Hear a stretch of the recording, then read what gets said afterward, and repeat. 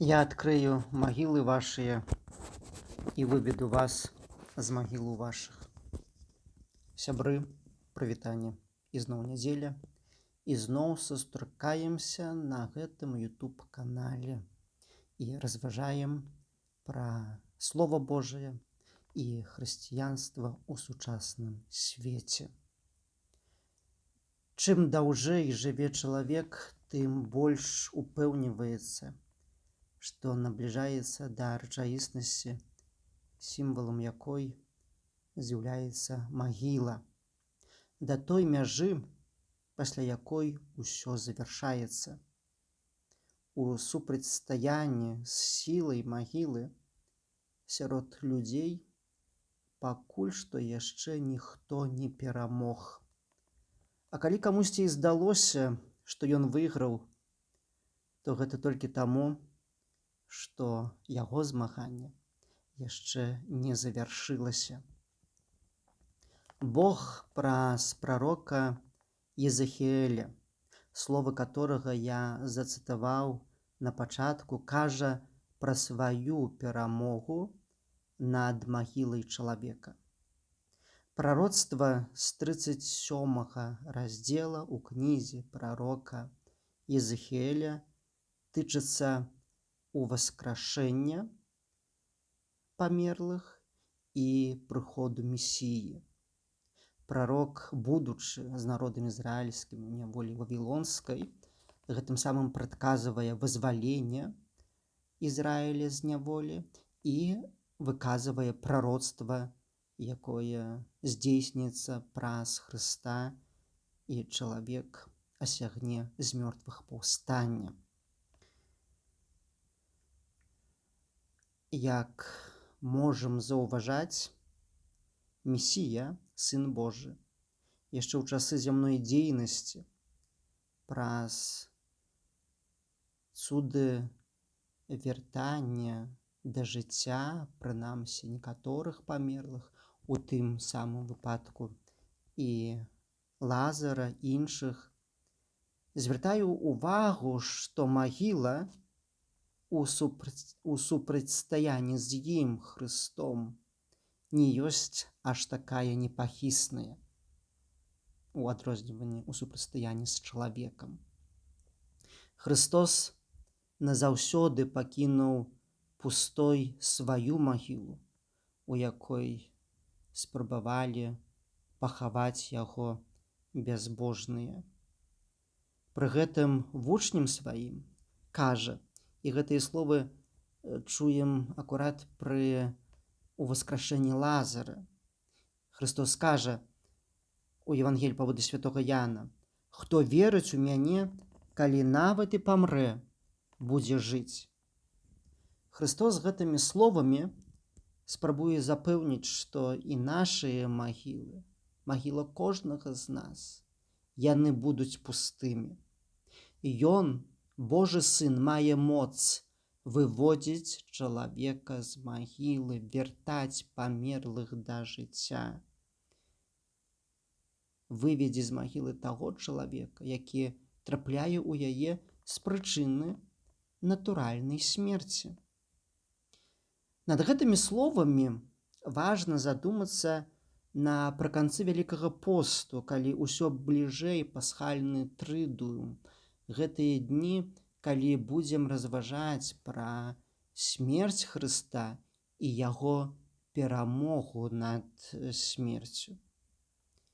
Але яшчэ таксама у гэтыя дні не менш важна прыгадаць тую магілу, у якую кожны можа патрапіць з уласнай волі, і з якой нават Христос не будзе ў стане вывесці чалавека.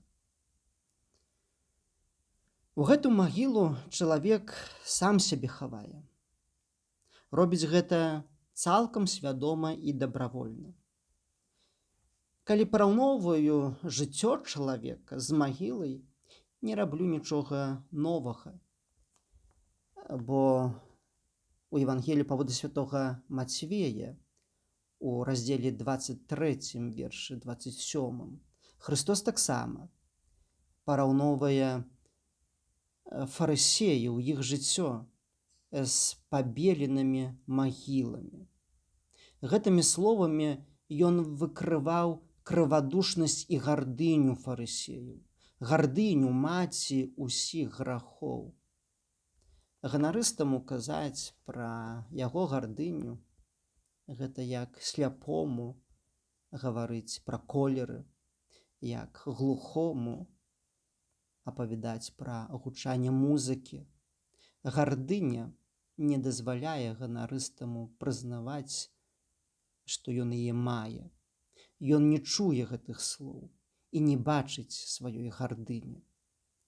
А вось нежаданне прабачыць іншаму, якое таксама, вось гэта нежаданне прабачыць, паходзіць з гардыні і з'яўляецца сімптомам наяўнасці гардыні, дазваляе заўважыць праблему гардыні чалавека. Можам прыгадаць прыпавесць пра блуднага сына і тое, як вось той справядлівы сын не хацеў прабачыць свайму брату.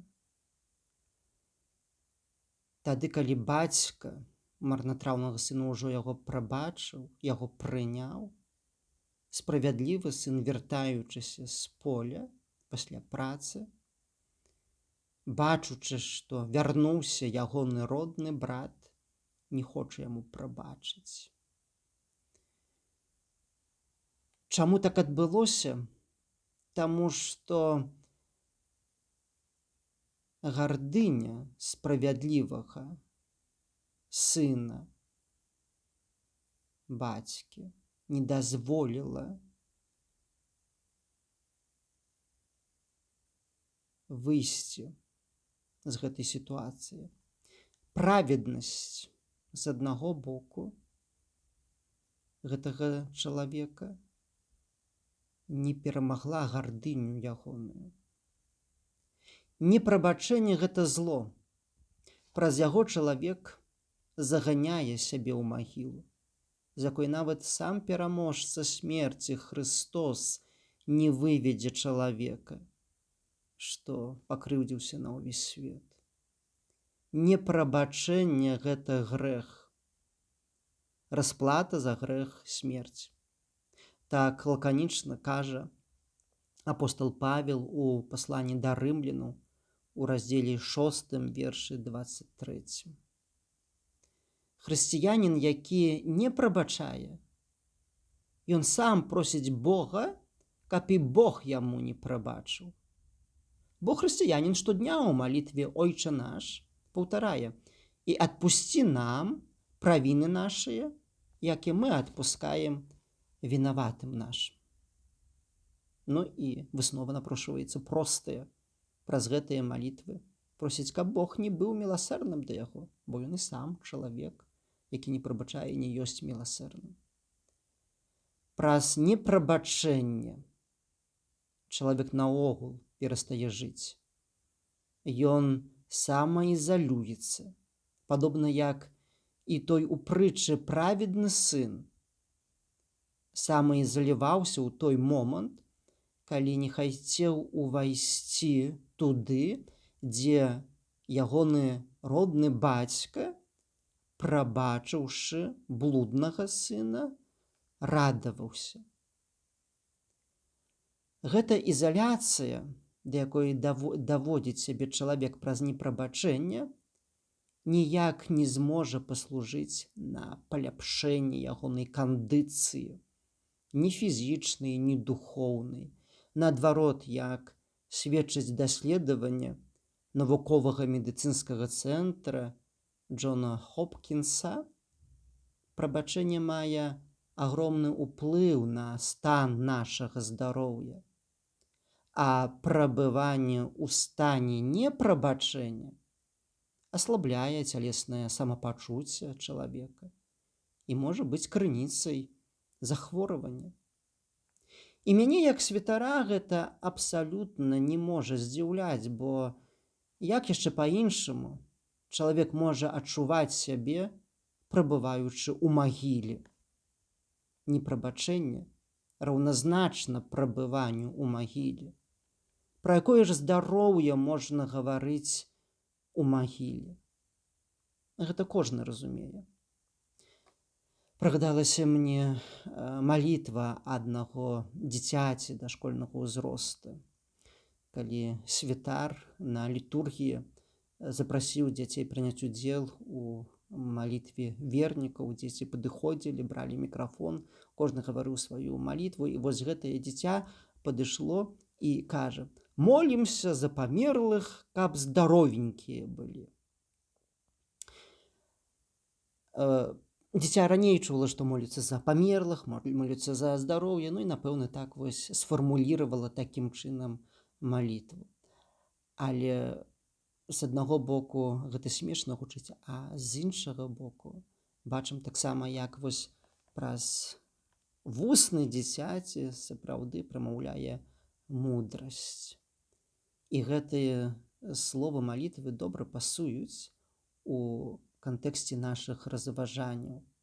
Гэта малітва добра адпавядае маліцца за тых, хто сам сябе паклаў у магілу праз сваё непрабачэнне.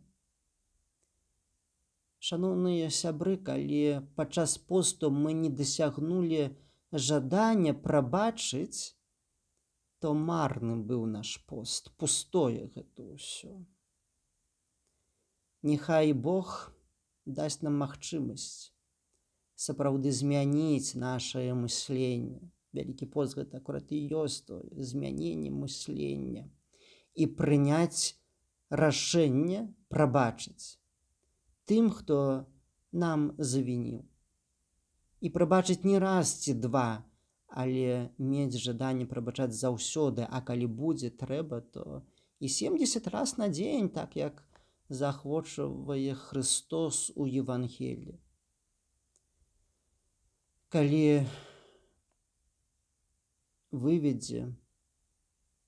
мы выведзем сябе з магілы непрабачэння, то можам быць спакойныя, што з усіх іншых магілаў нашых нас выведзе Бог, яму гэта пад сілу. Рашэнне кожнаму прымаць індывідуальна, самастойна, ці далей прабываць яму ў магіле, ці ўсё ж з яе выйсці і пачаць жыць. Не трэба бедаваць, калі жыццё нашае, быць можа, ад ненавісці і непрабачэння ўжо пачало нават, прабачце мяне, смярдзець, так як смярдзеў Лазар на 4-й дзень прабывання ў магіле. І сёстры Лазара нават не хацелі адкінуць гэты камень ад магілы, паўстрымоўваючы Хрыста, тлумачачы, што ўжо 4-й дзень ўжо смярдзіць. Але Христос зрабіў сваю справу і выявілася слава Божая. Так вось, не трэба бедаваць над сваім жыццём мінулым. Трэба ведаць, што калі мы выйдзем з магілы непрабачэння, то Бог напоўніць нашае жыццё водарам упрагнёнага спакою і слодачу вызвалення. Няхай Бог змяняе наша жыццё. Няхай Бог дазваляе выхадзіць з магілаў, каб мець жыццё паўнакроўнае. Сябры, вялікі дзякуй за ўвагу, вялікі дзякуй усім, хто падпісваецца на канал, да гэтага заахвочваю. Калі даслухалі да канца, то таксама не забудзьцеся паставіць падабайку. Дзякуй таксама тым, хто відэа дзеліцца ў сацыяльных сетках. Дзякуючы вашай увазе гэты канал развіваецца, гледачоў з кожным разам больш. І за вашу ўдзячнасць дзякуй, за вашу увагу дзякуй, да новых спатканняў.